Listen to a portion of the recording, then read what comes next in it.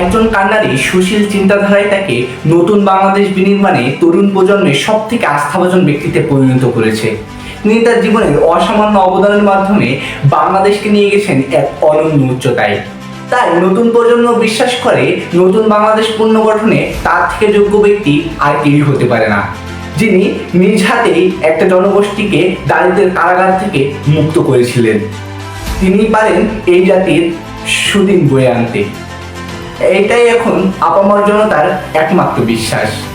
ভিডিওর টাইমলাইন দেখে আপনারা ইতিমধ্যেই বুঝতে পারছেন আমি কার কথা বলছি। এই নিয়ে আমাদের আজকের video, the biography of professor doctor Mohammad Yunus. My name is Mohammed Yunus. I'm from Bangladesh. সালটা 1940। 28 জুন হাজী দুলা মিয়া সওদাগর ও সুফিয়া খাতুনের কোল আলো করে জন্মগ্রহণ করেন ডক্টর মোহাম্মদ ইউনূস। চট্টগ্রাম জেলার হাটহাজারী উপজেলার বাথুয়া গ্রামেই তার বেড়ে ওঠা। ছোটবেলা থেকেই অত্যন্ত মেধাবী ও অসীম গুণের অধিকারী ছিলেন। সপ্তম শ্রেণীতে থাকাকালেই তিনি পত্রিকা সম্পাদনা, সাহিত্য লেখা ইত্যাদির সাথে সম্পৃক্ত ছিলেন। এখানেই শেষ নয়, সপ্তম শ্রেণীতে পড়াকালীন সময়ে তিনি বয়েজ স্কাউটে যোগদান করেন। মাত্র 15 বছর বয়সেই বয়েজ স্কাউটের পক্ষ থেকে যুক্তরাষ্ট্র, কানাডা সহ এশিয়ার এবং ইউরোপের বিভিন্ন দেশ ভ্রমণের অনন্য অভিজ্ঞতা অর্জন করেন।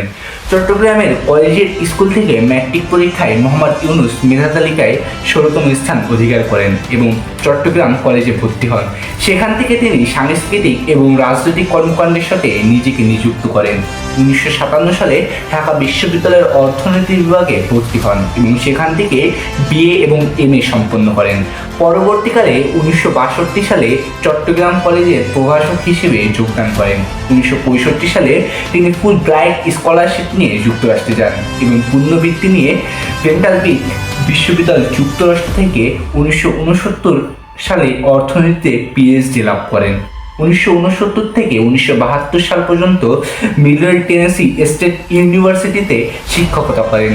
1971 সালে বাংলাদেশের স্বাধীনতা যুদ্ধের সময় মোহাম্মদ ইউনূস বাংলাদেশের পক্ষে বিদেশে জনমত গড়ে তোলেন। 1972 সালে বাংলাদেশে এসে তিনি চট্টগ্রাম বিশ্ববিদ্যালয়ের অর্থনীতি বিভাগের প্রধান হিসেবে দায়িত্ব পালন করেন। 1974 সালে বাংলাদেশে সংগঠিত দুর্ভিক্ষের সময় তিনি দারিদ্রতার বিরুদ্ধে সংগ্রাম শুরু করেন। 1976 সালে ডক্টর মোহাম্মদ ইউনূসের প্রতিষ্ঠাতা করেন বিশ্বের প্রথম ও সর্ববৃহৎ ক্ষুদ্র ঋণকারী প্রতিষ্ঠান গ্রামীণ ব্যাংক। আধুনিক ক্ষুদ্র ঋণ বা মাইক্রো ক্রেডিট সিস্টেমের প্রবর্তক তিনি বিশ্বাস করেন বাংলাদেশের জনগণ অত্যন্ত কর্মঠ। এই ক্ষুদ্র ঋণ হয়তো তাদের ভাগ্যকে পরিবর্তন করে দিতে পারে। 1983 সাল থেকে গ্রামীণ ব্যাংক একটি বৈধ এবং স্বতন্ত্র ব্যাংক হিসেবে যাত্রা শুরু করে। ডক্টর মোহাম্মদ ইউনূসের এই পরিকল্পনা আলাদিনের চেরাকের মতো প্রান্তিক জনগণের ভাগ্যকে পরিবর্তন করে দেয়। যেহেতু গ্রামীণ ব্যাংক থেকে লোন নিতে কোনো জামানত লাগে না, তাই একজন হতদরিদ্র মানুষটিও এখান থেকে ঋণের সুবিধা পায়।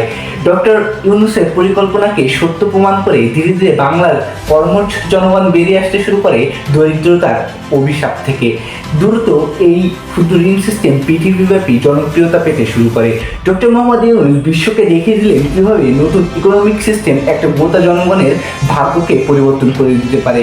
আর এই স্বীকৃতিস্বরূপ 2006 সালে প্রথমবারের মতন একজন বাংলাদেশে অর্জন করে নেয় পৃথিবীর সব থেকে সম্মানজনক পুরস্কার নোবেল পিস প্রাইজ। অধ্যাপক ডক্টর মোহাম্মদ ইউনূস 24টি দেশের বিভিন্ন বিশ্ববিদ্যালয় থেকে 61টি সম্মানসূচক ডিগ্রি পেয়েছেন। তিনি 10টি দেশের রাষ্ট্রীয় সম্মান সহ 30টি দেশ থেকে 136টি সম্মাননা পেয়েছেন। টাইম, নিউজউইক এবং ফোর্বস ম্যাগাজিনের মতো গণমাধ্যম তাকে নিয়ে আলোচনা করে। 2020 সালের টোকিও অলিম্পিকে তাকে আমন্ত্রণ জানানো হয় প্রধান অতিথি হিসেবে এবং পৃথিবীর ইতিহাসে অলিম্পিকে রয়্যাল সম্মাননা দেওয়া হয় কেবল 2জন ব্যক্তিকেই, তার মধ্যে একজন ডক্টর মোহাম্মদ ইউনূস। বিশ্বব্যাপী ডক্টর মোহাম্মদ ইউনূসের এমন যোগ্যতাই তাকে নতুন বাংলাদেশ বিনির্মাণের তরুণ প্রজন্মের সব থেকে আস্থাভাজন ব্যক্তিতে পরিণত করেছে। তিনি তার কর্মজীবনে অসামান্য অবদান রেখে বাংলাদেশকে এক অনন্য যাত্রায় নিয়ে গেছেন। তাই নতুন প্রজন্ম বিশ্বাস করে এই মুহূর্তে বাংলাদেশের পুনর্গঠনে তার থেকে যোগ্য ব্যক্তি আর কেউই হতে পারে না। যে মানুষটি একা হাতে একটি জনপদের ভাগ্য পরিবর্তন করেছিল, সেই মানুষটি পারবে এই জাতির সুদিন নিয়ে আসতে। এটি এখন আপামর জনতার একমাত্র বিশ্বাস।